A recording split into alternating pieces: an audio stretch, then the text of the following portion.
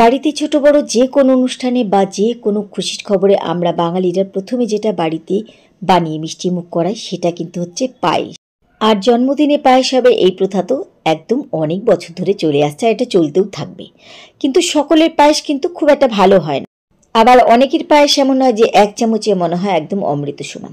তো চলো কিভাবে খুব সহজ পদ্ধতিতে বাড়িতে তোমরা অমৃত সমান এই পায়েস বানাতে পারবে, যেটা এক চামচে সবার মন জয় করে নিতে পারবে।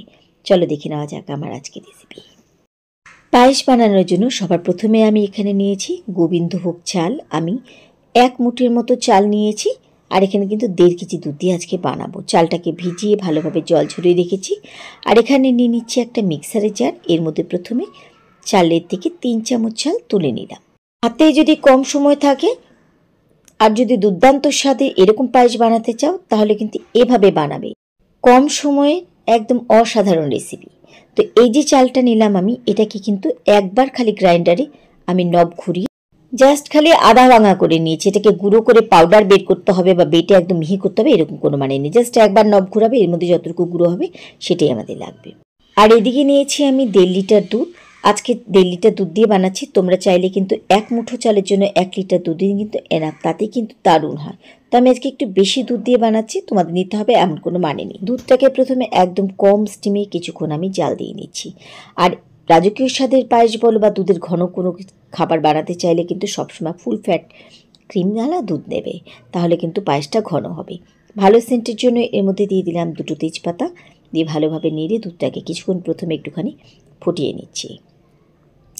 আচ্ছা, একটু ফুটিয়ে নেওয়ার পরে এবার এর মধ্যে আমি দিয়ে দিচ্ছি যে গোটা চালটা আমরা রেখেছিলাম, সেটা পুরোটাই আমি এর মধ্যে প্রথমে দিয়ে দিচ্ছি।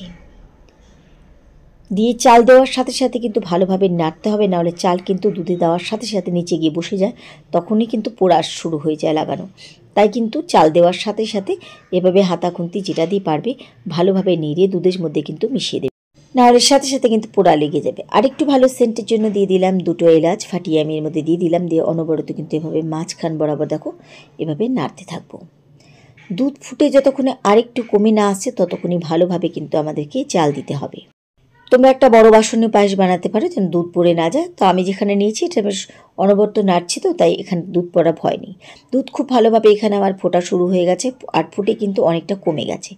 এই সময় দিয়ে দিলাম যে চালটা আমরা গুঁড়ো করে রেখেছিলাম, সেই চালটা কিন্তু আমি এর মধ্যে দিয়ে দিচ্ছি, যে আধা ভাঙা চাল। দিয়ে এটাকেও ভালোভাবে মিশিয়ে নিচ্ছি, কারণ আগের পায়েসটা কিন্তু আমাদের খুব ভালোভাবে অনেকটা গলে নরম হয়ে গেছে। তার মধ্যে দিয়ে আরও কিছুক্ষণ এটাকে ফুটিয়ে আর একটুখানি ঘন করে নিচ্ছি। এই চাল দেওয়াতে পায়েসটা কিন্তু খুব ঘন হবে আর একটা ক্রিমি টেক্সচার আসবে, খেতে কিন্তু অসাধারণ হবে। এভাবে একবার বাড়িতে বানিয়ে দেখো। ভালোভাবে এখানে আমি দুধের মধ্যে ফুটিয়ে নিচ্ছি, দুধ কিন্তু অনেকটা কমে গেছে। এবার দিয়ে দিচ্ছি মিষ্টি। আমি এখানে আজকে চিনি ব্যবহার করছি না, দিচ্ছি বাতাসা। বাতাসা দিয়ে পায়েস বানালে পায়েসটা যেমন ঘন হবে, আঠালো হবে, আর খেতে কিন্তু দারুণ হয়। তাই চিনির বদলে একবার তোমরা বাতাসা দিয়ে বানিয়ে দেখো, পায়েসটা কিন্তু দারুণ হয়। বাতাসা দেওয়াতে দুধটা কিন্তু একটুখানি ছেড়ে গেছে, তাই আরেকটু ঘন না হওয়া পর্যন্ত ভালোভাবে আমি পায়েসটাকে ফুটিয়ে নিচ্ছি।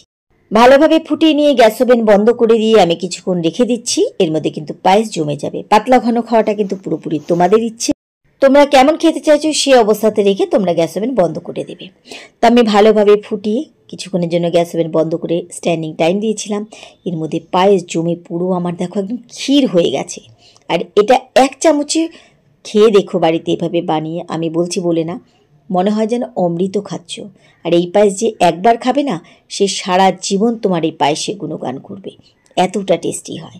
তো আশা করি আমার আজকের এই পায়েসের রেসিপি তোমাদের ভালো লেগেছে। বাড়িতে তো জন্মদিন ছোট বড় অনুষ্ঠান লেগেই থাকে, একবার এভাবে চিনি ছাড়া বাতাসা দিয়ে যেমন করে দেখালাম ঠিক তেমন করে পায়েস বানিয়ে দেখো, সবাই তোমার পায়েসের প্রশংসা করবে। আশা করি আমার আজকের এই পায়েসের রেসিপি তোমাদের ভালো লেগেছে। তাহলে আজকের মতো এটুকুই। সবাইকে ধন্যবাদ জানিয়ে এখানেই বিদায় নিয়ে নিচ্ছি। ফিরে আসবো আবার অন্য কোনো রেসিপির সাথে অন্য কোনো দিন। সেই পর্যন্ত সবাই খুব ভালো থেকো, সুস্থ থেকো।